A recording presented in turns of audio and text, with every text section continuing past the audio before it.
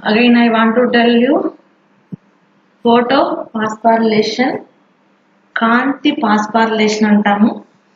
So కాంతి పాస్పారిలేషన్ అంటే ముఖ్యంగా కాంతిని వినియోగించుకొని మొక్కల్లో ఉండే హరితరేణువుల్లో జరిగేటటువంటి ఏటీపీ సింథసిస్ నే ఏమంటామంటే ఫోటోసింథటిక్ లేదా ఫోటోపాస్పారిలేషన్ అంటాము. సో అలాంటి ఫోటోపాస్పారిలేషన్ చర్యలు అనేటివి రెండు రకాలుగా జరుగుతాయని మొట్టమొదటిగా ఆర్నాన్ అనే సైంటిస్ట్ అబ్జర్వ్ చేశాడు అనమాట. ఆ తర్వాత సైంటిఫిక్ గా ప్రూవ్ చేసిన వాళ్ళు చాలా మంది ఉన్నారనమాట. సో ఇందులో ముఖ్యంగా కాంతి పాస్పారిలేషన్ లో లేదా ఫోటో పాస్పారిలేషన్ లో రెండు రకాల చర్యలు అని చెప్పుకున్నాము. ఒకటి ఏంటంటే సైక్లిక్ ఫోటో పాస్పారిలేషన్ లేదా చక్రీయ రవాణా, నాన్ సైక్లిక్ ఫోటో పాస్పారిలేషన్ లేదా అచక్రీయ రవాణా అనుకున్నాము. సో ఇక్కడ ముఖ్యంగా అచక్రీయ రవాణాలో మనం ఫోటో సిస్టమ్ చెప్పుకున్నాం కదా, PS1 అండ్ PS2 అని. సో అట్లాగే ఇక్కడ PS1 PS2 అనేటివి ఏంటివి కాంతి చర్య వ్యవస్థలు అన్నమాట. అలాంటి కాంతి చర్య వ్యవస్థలో PS1 మాత్రమే యాక్టివేట్ అయ్యి చర్యా కేంద్రంకి నుండి ఎలక్ట్రాన్లు గ్రహించి, ఇక్కడ ఫోటాన్లు లేదా ఎలక్ట్రాన్లని అనేటువంటి క్వాంటమ్స్ అని చెప్పుకున్నాము. సో అలాంటివి ముఖ్యంగా ఎలక్ట్రాన్ ట్రాన్స్పోర్టేషన్ జరిగి సో చివరగా ఏ మాలిక్యూల్ వరకు చేరుతుందో అని తెలియజేస్తాం అనమాట. అట్లాగే అచక్రీయ రవాణాలో ముఖ్యంగా ఇక్కడ PS1 చర్యలు మాత్రమే జరిగేది ఏంటంటే చక్రీయ రవాణాలు అనమాట. అట్లాగే PS1 అండ్ PS2 చర్యలు రెండు కాంతి వ్యవస్థలు జరిగేటటువంటి రవాణాన్ని ఏమంటామంటే అచక్రీయ రవాణా అని చెప్పడతాము. సో ముందుగా ఇక్కడ PS2 నుంచి ఎలక్ట్రాన్లు అనేటివి PS1 కి చేర్చబడతాయి. సో ఈ క్రమం అనేది ఎలా ఉంటుందంటే ఒక జెడ్ నిర్మాణాన్ని పోలి ఉంటుంది కాబట్టి దీన్ని ఏమంటామంటే జెడ్ స్కీమ్ అని పిలువబడుతుంది అనమాట. సో అలాంటి కాంతి చర్య వ్యవస్థల్లో ముఖ్యంగా ఆక్సిజన్ సంశ్లేషణ జరుగుతుంది, అట్లాగే ఏటీపీ సంశ్లేషణ జరుగుతుంది, NADPH కూడా ఏర్పడుతుంది అనమాట. సో ఇలా ఏర్పడినటువంటి ఈ మాలిక్యూల్సే, ఈ పరమాణువులే తర్వాత క్లోరోప్లాస్ట్ లో ఉండేటటువంటి స్ట్రోమాలోకి చేర్చబడతాయి.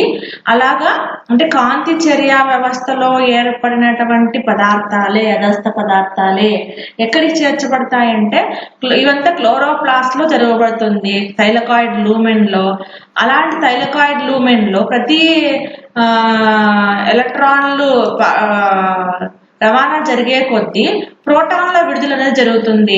సో ఆ ప్రోటాన్ల గాఢత పెరిగే కొద్దీ ఏమవుతుందంటే థైలకాయిడ్ లూమెన్ లో అక్కడ ATPase అనే ఎంజైమ్ అనేది రిలీజ్ అయ్యి, చూపించాను కదా ATPase ఎంజైమ్ అనేది ఎలా స్ట్రక్చర్ ఉంటుందని, ఇలా ఉంటుంది అనమాట. యాక్చువల్ గా మైటోకాండ్రియాలో ATPase ఎంజైమ్ అనేది ఎలా ఉంటుంది, F0 F1 గ్రాన్యుల్ అనేది తర్వాత రెస్పిరేషన్ చెప్పుకునేటప్పుడు బ్రీఫ్ గా చెప్తానని చెప్పుకున్నాను. సో అలాగా ఈ థైలకాయిడ్ ఇన్నర్ మెంబ్రేన్, ఇక్కడ ఎన్విరాన్మెంట్, ఇక్కడ సైటోప్లాజమ్. సో ఈ సైటోప్లాజం నుంచి ప్రోటాన్ల యొక్క కాన్సంట్రేషన్ పెరిగినప్పుడు సో వాటి బయటికి రిలీజ్ చేయబడతాయి అన్నమాట.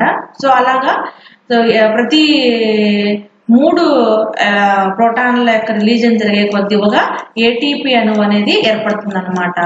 సో అలా ఏర్పడినటువంటి ATP అణువులు NADPH దగ్గర చేర్చబడతాయని చెప్పినాము, ఇలాగా కెల్విన్ సైకిల్లోకి చేర్చబడతాయని చెప్పాం.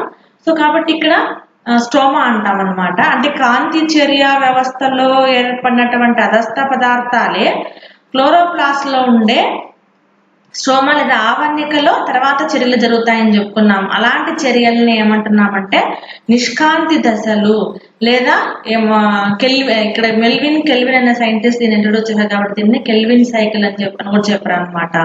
సో కాబట్టి ఇప్పుడు మనము తర్వాత ఫోటోపాస్పారిలేషన్ ఎలాగ 2 టైమ్స్ గా చెప్పున్నా నేను. ఫోటోపాస్పారిలేషన్ 1, 2, సైక్లిక్ ఫోటోపాస్పారిలేషన్, నాన్ సైక్లిక్ ఫోటోపాస్పారిలేషన్. సైక్లిక్ ఫోటోపాస్పారిలేషన్ లో ఓన్లీ PS1 జరుగుతుందని చెప్పుకున్నాం. నాన్ సైక్లిక్ ఫోటోపాస్పారిలేషన్ లో PS1 PS2 రెండు చర్యలు జరుగుతాయని చెప్పుకున్నాము. జిగ్జాగ్ బనర్ లో ఫైనల్ గా ఆక్సిజన్, ATP NADPH లు ఫామ్ అవుతాయని చెప్పుకున్నాం అనమాట. ఆ తర్వాత జరిగే చర్యల్లో నేమ్ తర్వాత ఇప్పుడు మనం చెప్పుకున్నాం అన్నమాట కెల్విన్ సైకిల్లో. So kelvin cycle. So plants in which carbon dioxide is initially fixed as 3-phosphoglyceric acid are known as C3 plants. So plants are in which CO2 is initially అంటే by means ఇక్కడ kelvin cycle జరగాలి అంటే ఏ process మీద ఇక్కడ ఏర్పడాలి? So the second phase of photosynthesis involves reduction of carbon dioxide for which light is not required. So it is called as dark phase.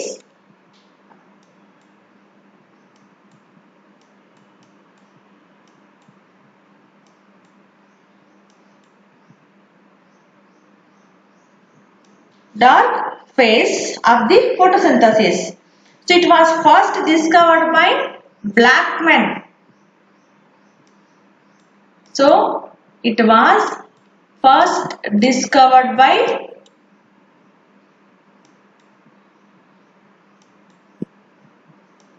Blackman. So the reducing power ATP and NADPH in produced the light reaction are utilized to reduce carbon dioxide. So the sequence of reactions involving carbon dioxide fixation and formation of complex carbohydrates is called path of carbon in photosynthesis.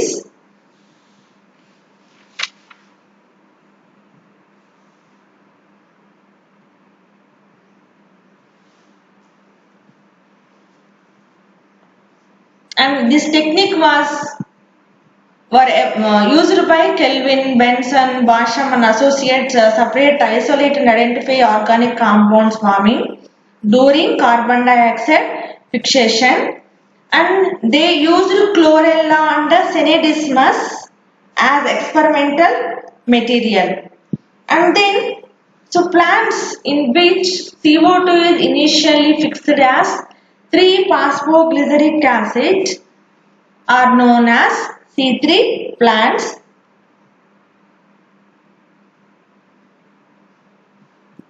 Kelvin cycle occurs in the stroma of chloroplast.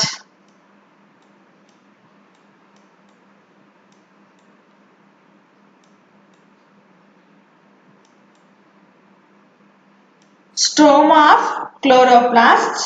It was observed that when carbon dioxide was applied in the dark reaction, phosphoglyceric acid increased, but there was a decrease in the concentration of ribulose bisphosphate.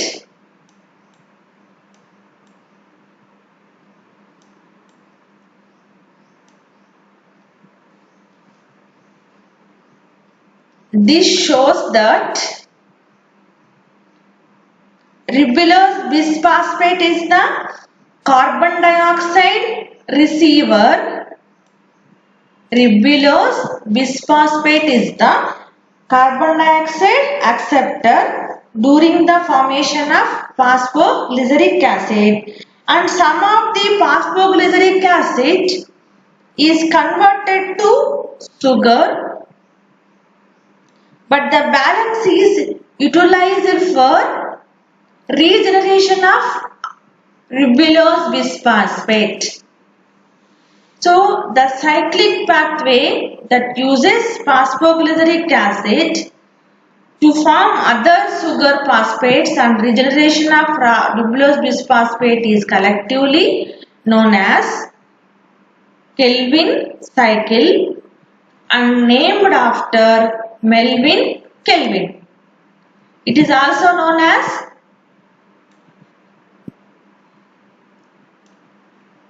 Kelvin-Benson pathway or reductive pentose phosphate pathway.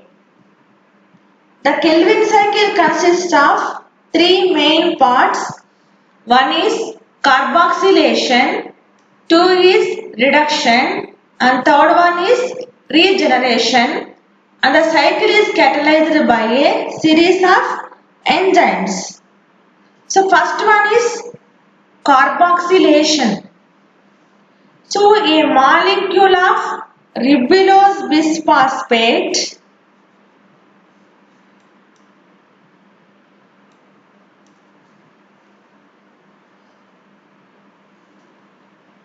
is carboxylated by carbon dioxide of the atmosphere.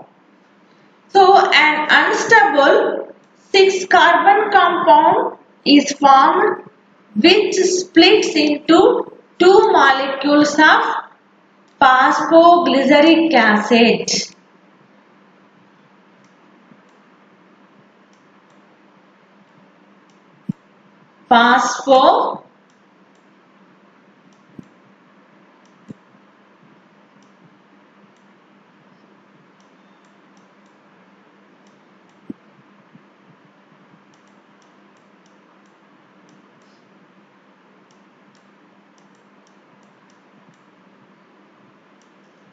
Phosphoglyceric acid.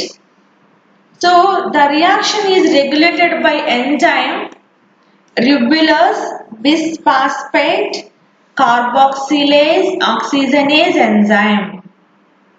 The abbreviation of Rubisco, which is the biggest protein in plant kingdom, is Rubisco.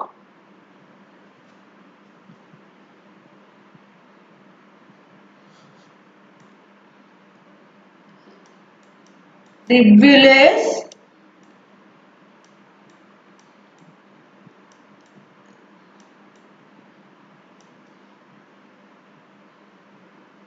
bisphosphate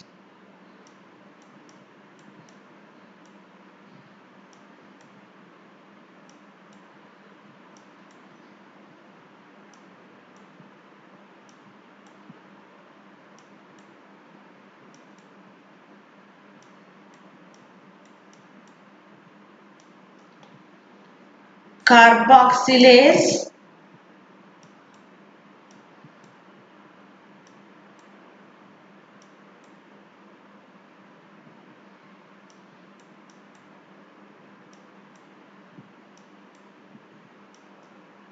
oxygenase.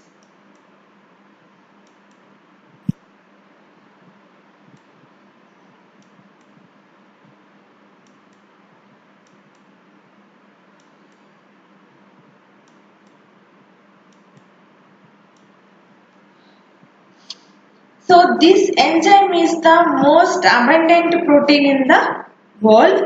So it is the key enzyme in biomass production from carbon dioxide in plants, and it catalyzes the insertion of carbon dioxide and stimultaneous cleavage of ribulose bisphosphate into two molecules of phosphoglyceric acid. So it is called as carboxylation, and then reduction. The phosphoglyceric acid is reduced to 3-phosphoglyceraldehyde.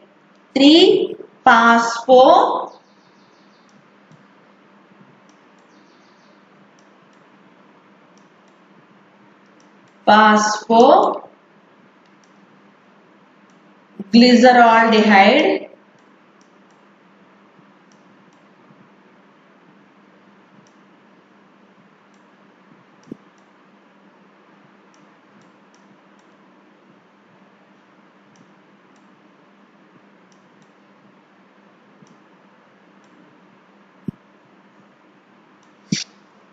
by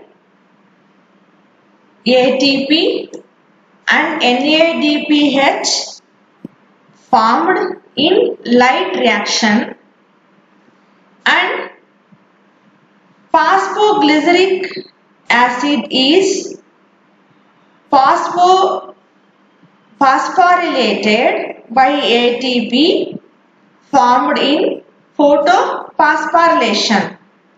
So it results in the formation of 1,3 bis phosphoglyceric acid, and it is catalyzed by the phosphoglycerokinase. And 1,3 bis phosphoglyceric acid is reduced to 3-phosphoglyceraldehyde by NADPH. So this reaction is catalyzed by triose phosphate dehydrogenase. So ఇక్కడ ముఖ్యంగా కాంతి చర్యలు అని చెప్పుకుంటాం. కాంతి చర్యలలో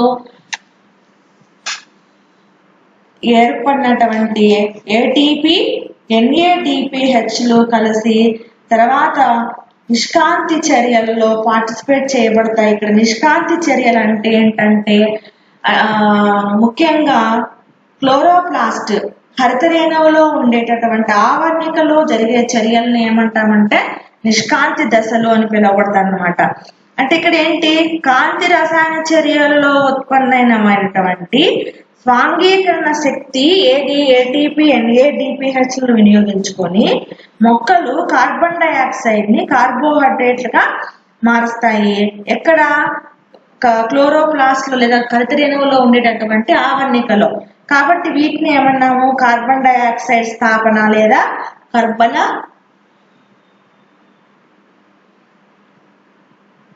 కర్బన స్వాంగీకరణం లేదా carbon dioxide assimilation అని పిలువబడుతుంది అన్నమాట. సో అలాంటి అసిమిలేషన్ ప్రక్రియలు అనేటివి ముఖ్యంగా ఎక్కడ జరుగుతున్నాయి, హరితరేణువులో ఉన్నటువంటి ఆవర్ణికలో. సో కాబట్టి దీన్ని మొట్టమొదటిగా మెల్విన్ కెల్విన్ అనే శాస్త్రవేత్త దీని గురించి ఇంట్రొడ్యూస్ చేశాడు. కాబట్టి దీన్ని ఏమని పిలిచాము, మెల్విన్ కెల్విన్ సైకిల్ అని లేదంటే కెల్విన్ సైకిల్ అని పిలిచాము. ఇంకా సో ఇతనితో పాటు ఇంకా చాలా మంది దీని గురించి ఇంట్రొడ్యూస్ చేశారనమాట. సో తర్వాత చూసుకుందాం దాంట్లో. సో ఇలాంటి ప్లాంట్స్లో ముఖ్యంగా ఎక్కువగా ట్రాఫిక్ ప్లాంట్స్లో కానీ సబ్ ట్రాఫిక్ ఏరియా ప్లాంట్స్లో కానీ ఇలాంటి సైకిల్ జరుగుతుంది. సో ముఖ్యంగా దీన్ని ఇంకొక పేరు ఏంటంటే reductive kelvin Benson pathway and reductive pentose pathway phosphate pathway అని కూడా పిలువబడుతుంది అనమాట, లేదా రిడక్టివ్ పెంటోస్ ఫాస్ఫేట్ మార్గము అని కూడా పిలుస్తారనమాట. సో ఇలాంటి కెల్విన్ సైకిల్లో 3 దశలుగా జరుగుతుంది. ఒకటి ఏంటంటే కార్బాక్సిలేషన్, 2 క్షయీకరణము, 3 రీజనరేషన్. ఏం రీజనరేషన్ జరుగుతుంది అంటే మొట్టమొదటి ఏర్పడినటువంటి ఎలక్ట్రాన్ రిసీవర్ ఎవరు అంటే రిబులోస్ బిస్ఫాస్ఫేట్. ఈ రిబులోస్ బిస్ఫాస్ఫేట్ ని తిరిగి ఉత్పత్తి చేయబడతాయి అన్నమాట. దాన్ని ఏమంటామంటే రీజనరేషన్ లేదా పునరుత్పత్తి అని చెప్పబడింది అనమాట. సో అలాంటి వాటిల్లో ఫస్ట్ చర్యలు ఏంటంటే కార్బాక్సిలేషన్. సో ముఖ్యంగా ఈ రిబులోస్ బిస్ఫాస్ఫేట్ అనేది కార్బాక్సిలేషన్ జరుగుతుంది. దీంట్లో ఉన్నటువంటి రిబులోస్ బిస్ఫాస్ఫేట్ అణువు ఒక కార్బన్ డైఆక్సైడ్ ని ఒక నీటి అణువును స్వీకరించుకొని ఏం చేస్తుంది, ముఖ్యంగా అట్మాస్ఫియర్ నుంచి కార్బన్ డైఆక్సైడ్ ని, అంటే ఎన్ని కార్బన్ డైఆక్సైడ్ ని 6 కార్బన్ కాంపౌండ్ ని తీసుకొని ఎన్నిగా మారుస్తుంది, 2 మాలిక్యూల్స్ ఆఫ్ 3PGA. అంటే ఇది 3 కార్బన్ ఆటం అన్నమాట. ఇలా 3 కార్బన్ ఆటం ఉండేవి ఎన్ని ఏర్పడుతున్నాయి, 2 ఏర్పడుతున్నాయి అన్నమాట. అంటే ఫస్ట్ ప్రొడక్ట్ ఎన్ని కార్బన్ ప్రొడక్ట్ అంటే 3 కార్బన్ ప్రొడక్ట్ అన్నమాట. అందుకని ఈ ప్లాంట్స్ కి ఏమైనా పేరు వచ్చిందంటే, ఇలాంటి సైకిల్ కి ఏమైనా పేరు వచ్చిందంటే C3 సైకిల్ అని పేరు వచ్చింది అనమాట. సో అలాగా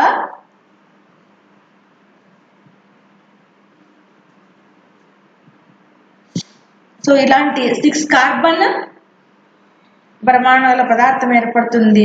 సో అలాంటి 3 కార్బన్ పరమాణువుల 2 ఫాస్ఫోగ్లిసరిక్ అణువులుగా విడిపోతుంది అనమాట. సో ఈ 2 చర్యలకి ఏమి ఎంజైమ్ అనేది ఇక్కడ ఎంజైమ్ అనే పేరు ఎందుకు వచ్చింది, ఇక్కడ జరిగేటటువంటి రసాయన చర్యలకి వాటి యొక్క చర్యలు వేగవంతంగా జరగాలి అంటే ఏం తోడ్పడతాయంటే ఎంజైమ్స్ తోడ్పడతాయి. ఎంజైమ్స్ అనేటివి ఏంటి, enzymes are proteins, they act as catalyst, ఉత్ప్రేరకాలుగా పనిచేస్తాయని చెప్పుకున్నాం. సో ఒక చర్యని వేగవంతం చేయడానికి ఉపయోగపడతాయి నేర్చుకున్నాం. సో అలాంటి ఎంజైమ్స్ లో ఫస్ట్ ఎంజైమ్ ఇక్కడ ఏంటంటే రుబిస్కో, రుబిలోజ్ బిస్ఫాస్ఫేట్ కార్బాక్సిలేజ్ ఆక్సిజనేజ్ అంటాం అన్నమాట. సో అలాంటి ఈ రుబిలోజ్ బిస్ఫాస్ఫేట్ కార్బాక్సిలేజ్ అనే ఎంజైమ్ తోడ్పడి ఈ రుబిలోజ్ బిస్ఫాస్ఫేట్ కార్బాక్సిలేజ్ ని కార్బాక్సీ డిస్మ్యూటేజ్ అని కూడా పిలిచేవాళ్ళు అనమాట. సో కాబట్టి ఇక్కడ కార్బన్ డైఆక్సైడ్ ఫిక్సేషన్ జరిగిన తర్వాత ఈ హరితరేణువుల్లో ఎక్కువ పరిమాణంలో ఉంటుంది రుబిలోజ్ బిస్ఫాస్ఫేట్, దాదాపు 30% ఉంటుంది అనమాట. సో కాబట్టి దీని వల్లనే ఏం జరుగుతుంది, కార్బన్ డైఆక్సైడ్ ఫిక్సేషన్ అనేది ఏర్పడుతుంది. కాబట్టి ఈ రుబిలోజ్ బిస్ఫాస్ఫేట్ కార్బాక్సిలేజ్ ఆక్సిజనేజ్ ని క్లుప్తంగా ఏమని పిలుస్తామంటే రుబిస్కో అని పిలువబడుతుంది అనమాట. సో కాబట్టి ఇలాగా ఈ కార్బన్ డైఆక్సైడ్ అనేది స్టిమ్యులేట్ జరిగి 2 ఫాస్ఫోగ్లిజరిక్ యాసిడ్ మాలిక్యూల్ అంటే 3 కార్బన్ మాలిక్యూల్ గా ఒక్కొక్క దాంట్లో 3 కార్బన్ ఆటం ఉన్నటువంటి పదార్థంగా స్ప్లిట్ అవుతుంది అనమాట. తర్వాత ఏం జరుగుతుందంటే శేఖరణం చెందుతుంది. ఇక్కడ శేఖరణంలో ఇలాంటి కార్బాక్సిలేషన్ చర్య ద్వారా ఏర్పడినటువంటి ఈ ఫాస్ఫోగ్లిజరిక్ ఆమ్ల అణువులు అనేటివి కాంతి రసాయన చర్యలో ఏర్పడినటువంటి ఏవేవి ఏటీపీ మరియు NADPH లను వినియోగించుకొని శేఖరణం చెందుతాయన్నమాట. సో ఫాస్ఫోగ్లిజరిక్ ఆమ్లము నేరుగా NADPH లను వినియోగించుకొని శేఖరణం చెందలేవు. సో అందువల్ల ఫస్ట్ ఏంటంటే ఏటీపీలను వినియోగించుకొని ఏం చేస్తుంది 1,3 బిస్ఫాస్ఫోగ్లిజరిక్ యాసిడ్ ని ఏర్పరుస్తుంది. ఏటీపీని మాత్రమే వినియోగించుకొని అప్పుడు ఫాస్ఫారిలేషన్ చెందుతుంది అనమాట. దీనికి ఫాస్ఫోగ్లిజరోకైనేజ్ ఎంజైమ్ అనేది హెల్ప్ చేస్తుంది. తర్వాత ఏం చేస్తుందంటే ఈ 1,3 బిస్ఫాస్ఫోగ్లిజరిక్ ఆమ్లము ఏం జరుగుతుంది, రెడ్యూస్ శేఖరణం చెంది ఏమేర్పడుతుంది, ఒక ఫాస్ఫేట్ ని విడుదల చెందించి ఫాస్ఫోగ్లిజరాల్డిహైడ్ దీన్నే గ్లిజరాల్డిహైడ్ 3 ఫాస్ఫేట్ ఏమని పిలుస్తాము, గ్లిజరాల్డిహైడ్ 3 ఫాస్ఫేట్ కూడా పిలుస్తాము. సో కాబట్టి దీనికి ఏమి హెల్ప్ చేస్తాయంటే ట్రయోస్ ఫాస్ఫేట్ డిహైడ్రోజనేజ్ అనే ఎంజైమ్ అనేది ఉపయోగపడుతుంది అనమాట. సో కాబట్టి ఈ రకంగా హైయర్ ప్లాంట్స్ లో ట్రయోస్ ఫాస్ఫేట్ అణువుల్లో ఉండే 5 కర్బన పరమాణువులు 5 కార్బన్ మాలిక్యూల్స్ అనేవి ఈ రుబిలోజ్ బిస్ఫాస్ఫేట్ రీజనరేషన్ కి హెల్ప్ చేస్తాయి, ఈ రుబిలోజ్ బిస్ఫాస్ఫేట్ యొక్క రీజనరేషన్ కి. అట్లాగే ఒక కర్బన పరమాణువు మాత్రమే కార్బోహైడ్రేట్ ఉత్పత్తికి ఉపయోగపడుతుందని చెప్పొచ్చు అనమాట. అంటే ఒక హెక్సోజ్ అణువులో 6 కర్బన పరమాణువులు ఉంటాయి. సో కాబట్టి 6 కార్బన్ డైఆక్సైడ్ వినియోగించుకొని 6 సార్లు కార్బాక్సిలేషన్ శేఖరణ చర్యలు జరగాలన్నమాట. కాబట్టి ఇలాగా 6 RUBPలు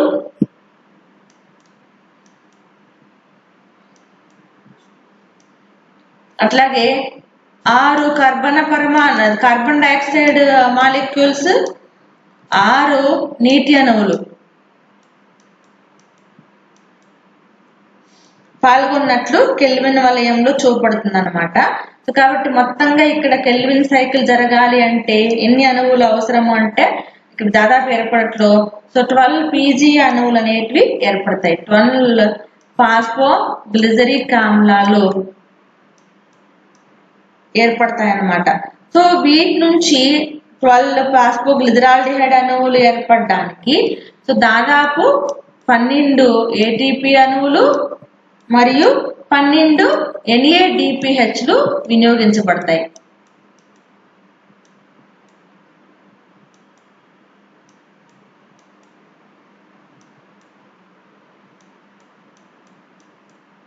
ATPలు NADPHలు వినియోగించబడతాయి.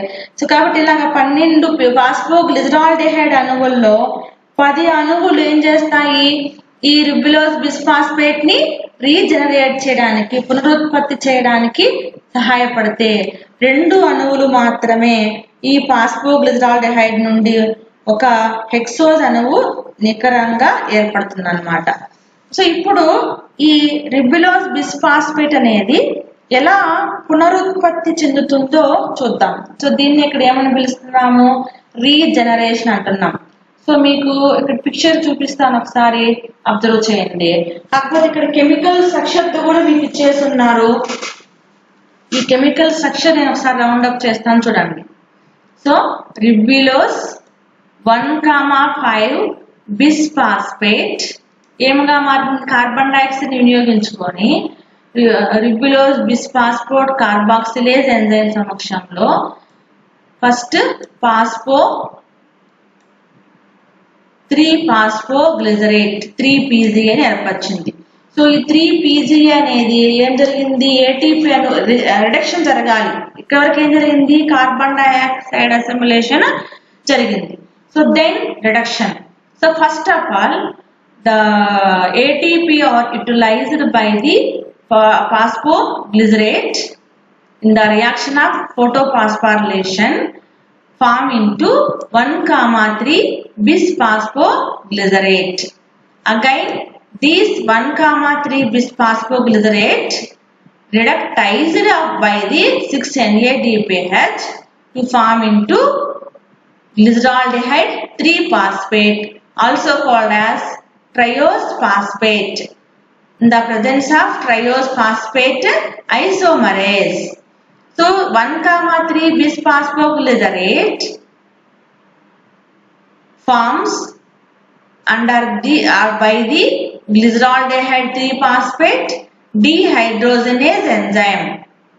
So here out of 12 glyceraldehyde 3-phosphate are formed. Out of 12, so 10 are participated in regeneration of RUBP. Only 2 molecules are involving to the formation of hexose sugars in cytoplasm. So now here out of 12, here 1 this glyceraldehyde 3-phosphate turns into DHAP. They are isomerase, forms into DHAP, dihydroxy acetone phosphate. So these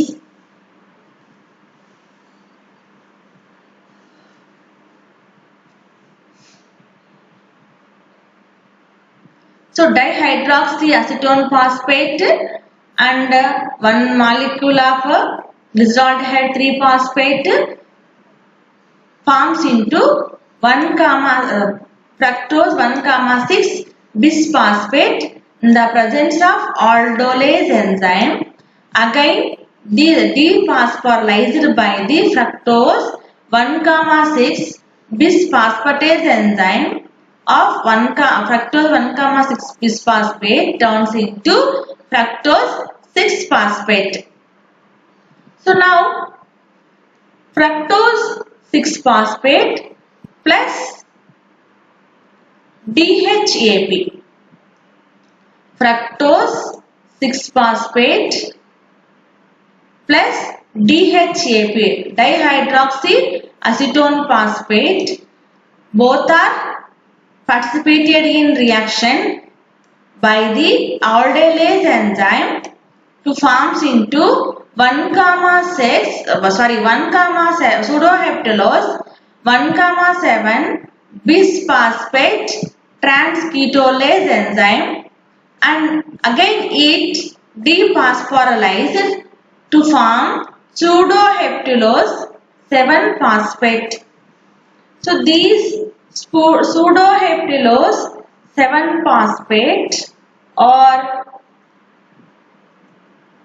participated with the glyceraldehyde 3-phosphate plus pseudoheptalose 7-phosphate to forms into 2 products. One is ribose 5-phosphate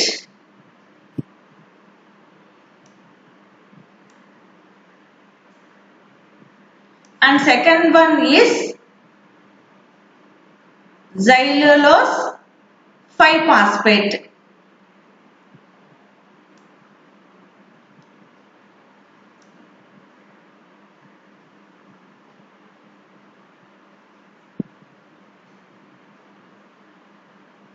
So here fructose 6-phosphate forms into two products before the formation of pseudoheptulose 1,7-bis-phosphate. Here by the fructose 6-phosphate forms into by the enzyme transketolase enzyme to form into two products, xylulose 5-phosphate and erythrose 4-phosphate. So again these are involves two forms this means erythrose 4-phosphate involves to pseudoheptulose 1,7-bis-phosphate. Again pseudoheptulose 1,7-phosphate forms into dephosphorylized and then into pseudoheptulose 7-phosphate. So again this pseudoheptulose 7-phosphate plus glyceraldehyde 3-phosphate into ribose 5-phosphate and xylulose 5-phosphate. Again this ribose 5-phosphate turns into ribulose 5-phosphate, xylulose 5-phosphate turns into ribulose 5-phosphate in the presence of ribulose phosphate type epimerase and ribulose 5-phosphate isomerase. So then hence they are totally 5 or 6 carbon 5-phosphate. By means ribulose 5-phosphate in the presence of phosphoglycerokinase enzyme.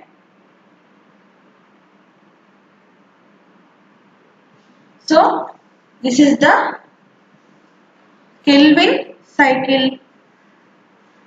In further class I will clarify to you